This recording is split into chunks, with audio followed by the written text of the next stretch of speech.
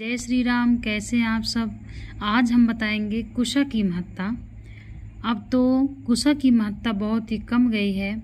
अब तो ज्ञानी जो पंडित हैं वो भी पान के पत्ते आम्र पल्लों से ही पूजा करा देते हैं, लेकिन कुशा की महत्ता यहाँ पे क्या बताई गई है आज हम वह समझेंगे।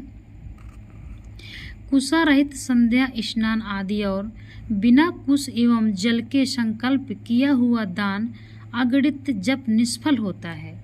देखिए, कुशा के बिना संकल्प भी निष्फल बताया गया है, यानी कुशा कितना आवश्यक है।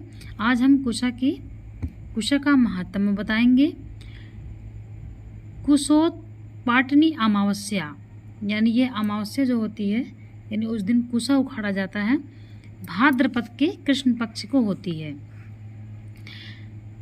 तो उस दिन कुशा को लाई हुई कुशा 1 साल तक तथा प्रत्येक अमावस्या को लाई हुई कुशा 1 मास, पूर्णिमा की 14 दिन, रविवार की 7 और प्रत्येक दिन की उसी दिन तक पवित्र रहती है।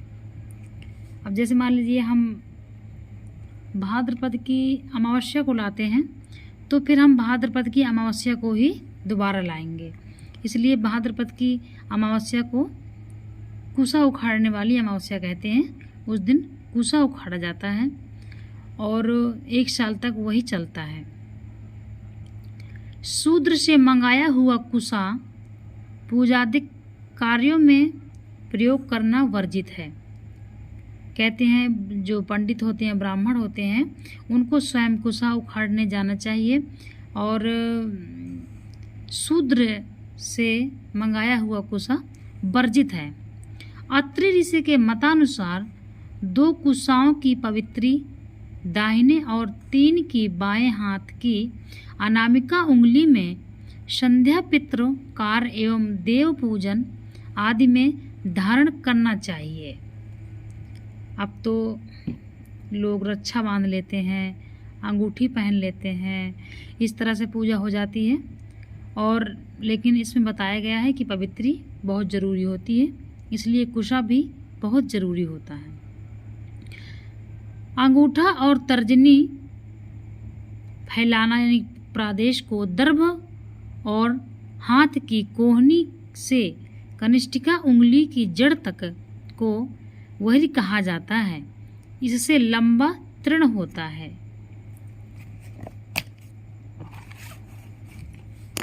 उत्तर या पूर्व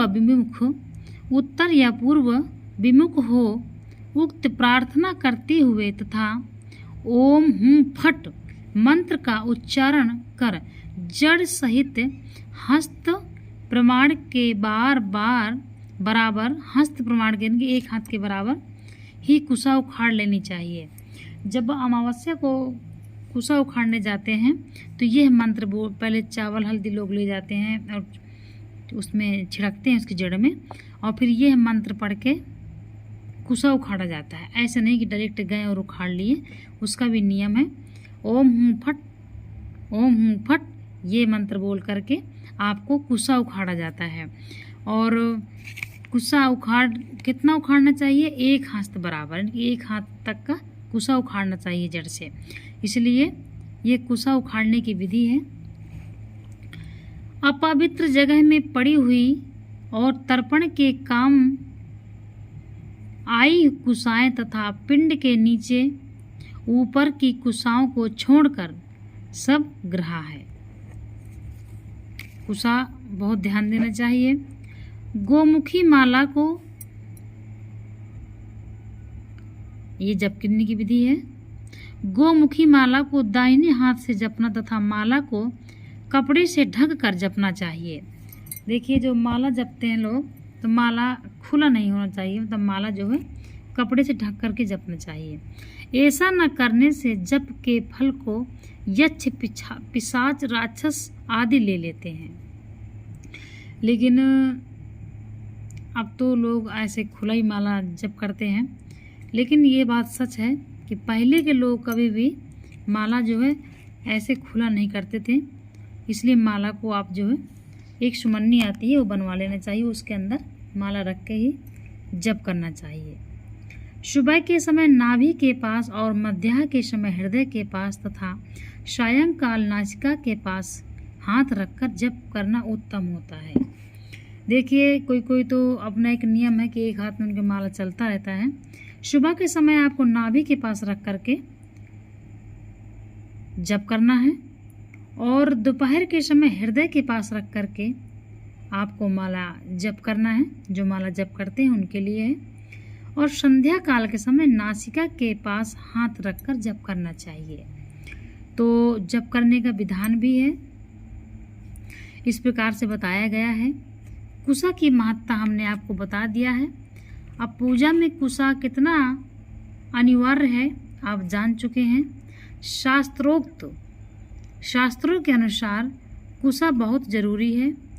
इसलिए कोई भी हर ब्राह्मण को, चाहे वो पूजा पाठ यानी वेद पाठी ब्राह्मण हो या ना हो, वो अपने घर में साधारण ही पूजा करते हैं, तो उनको भी अपने घर में कुशा अवश्य रूप से रखना चाहिए। कुशा कई कार्यों में आता है, हम इसको अगले वीडियो में बताएंगे कुशा किस किस कार्यों में आता है।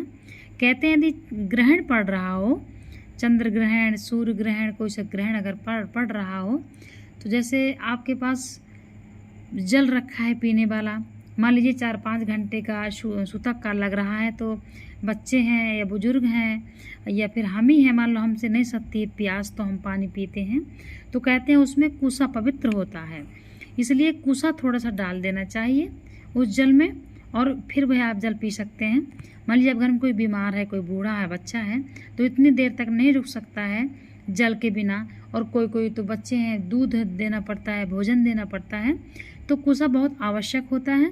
तो कहते हैं अगर ग्रहण पड़ रहे हो तो आप कुशा अपने भोजन में रख दीजिए और तुलसी का पत्ता रख दीजिए भोजन में और कुशा रख दीजिए।